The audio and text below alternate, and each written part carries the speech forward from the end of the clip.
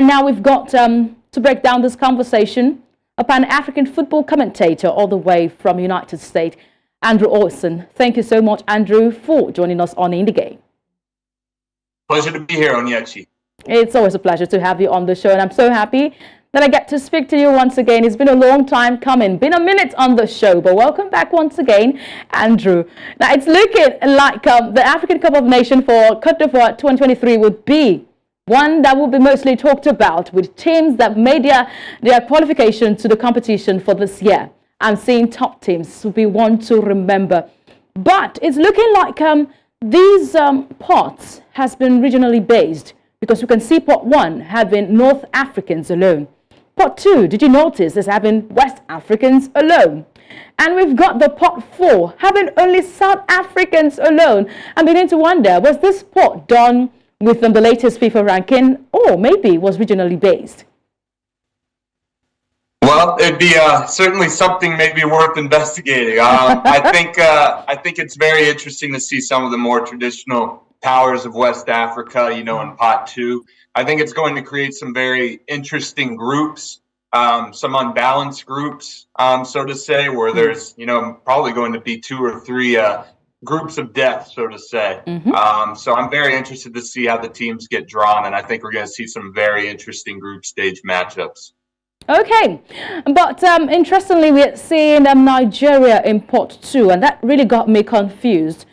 Maybe we have a bye for the likes of Cote d'Ivoire, where the host nation, and that's why they've been placed in pot 1 of the competition. This moved and dropped Nigeria to pot 2. Do you think there's enough reason to put Nigeria in pot 2? Because putting them in pot 2, the same group that has got Cameroon, the same group that has got Ghana, it means there'll be a tight corner for teams that'll be seeded in this competition, and teams that will be in different groups for the competition. Do you think it's enough reason to push Nigeria to pot 2 because of the host, Cote d'Ivoire? Well, all I know is that none of those teams in pot 1 will want to be drawn with Nigeria, that's for sure. But at the same time, the Super Eagles, there have been some disappointing results in recent times that I believe are responsible for them being in pot 2, such as failing to qualify for the World Cup at the hands of Ghana. Their performance at the last Africa Cup of Nations, where they showed so much promise but went out to Tunisia. So I think Nigeria still has a little bit to prove when it comes to the results on the pitch, but all you have to do is look at the team and the players on the Super Eagles to say nobody wants to face this team. All right, there's a tricky one in pot 3 where we've got South Africa. Now, South Africa dropped in the recent FIFA ranking from 63rd to 65 in the world. And now this has given an opportunity for DR Congo to be in pot 2. A lot of questioning that position there for DR Congo being in pot 2 ahead of South Africa. But with this placement, do you think DR Congo will get a good group being in pot 2 due to the fact that they rose up the standings, the rankings in the latest FIFA ranking, and South Africa dropped in the latest FIFA ranking? Would this give DR Congo a bit of a bye going into this competition draws?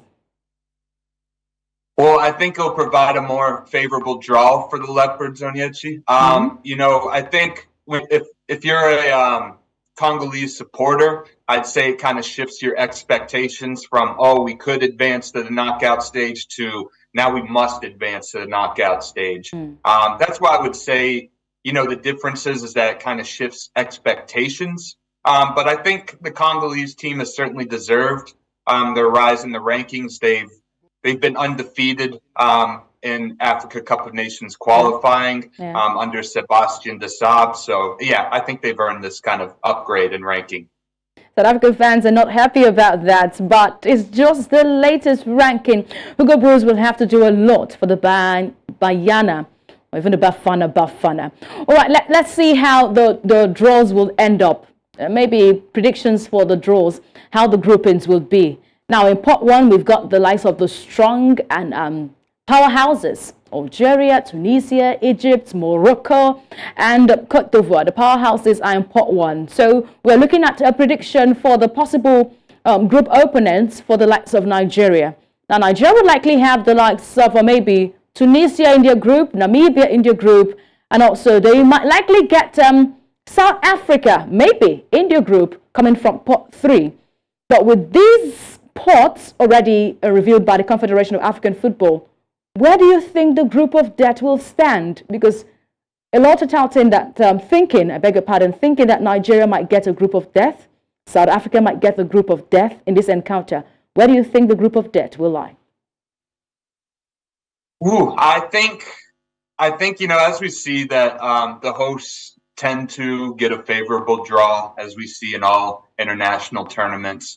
I think, if I had to conjure up a group of death, just looking at the pots right now, I would say, imagine if you got a group that was Senegal, Nigeria, South Africa, and the Gambia. That would, I think all 4 of those teams could really make some noise at the competition. It's kind of setting up, maybe we could see something like Algeria, Ghana, Guinea and Guinea-Bissau, something like that. I would say if you look back at the past tournaments, sometimes you see some teams tend to get grouped together more often than not. But yeah, if I see a group that's Senegal, Mali, Zambia, and then Angola or something like that, I'm definitely getting the popcorn out and ready to watch that group with excitement. And then that group must certainly be the group of death for you. But is this surprising for you not seeing any debutant for the competition this time for 2024? The Gambia have been to the competition before, and now they're going a second time into the AFCON. But was it surprising not to see any debutant this time? Well, I'd say, as the competition has expanded, we're going to have more and more African nations who have made their debut. I'd say there's some surprises in terms of teams that we have not seen in a while. Namibia is a good example. Mozambique, very emotional qualification for them. They're thrilled to be there. But no, I think there's kind of, I think there's some teams that should feature there regularly. And at the same time, there's some nations that are rising, like you mentioned, the Gambia, really a program that continues to increase in prominence. So yeah, I'm not too surprised to not see any debutantes as the competition expands. We're going to see that less and less. All right, we'll be waiting for the draws of the competition, but the polls already reveals that we've got maybe 2 group of death to look ahead to. For the African Cup of Nations Cote d'Ivoire 2023. Thank you so much, Andrew Olsson, for joining us on the conversation today. Thank you, Onyinyechi. It was a pleasure to have you. All right, been able to break down the polls revealed by the Confederation of African Football ahead of the draws of the African Cup of Nations Cote d'Ivoire 2023. Was supposed to be 2024, but we still stand by the 2023 calendar. Cote d'Ivoire becomes the host of the African Cup of Nations.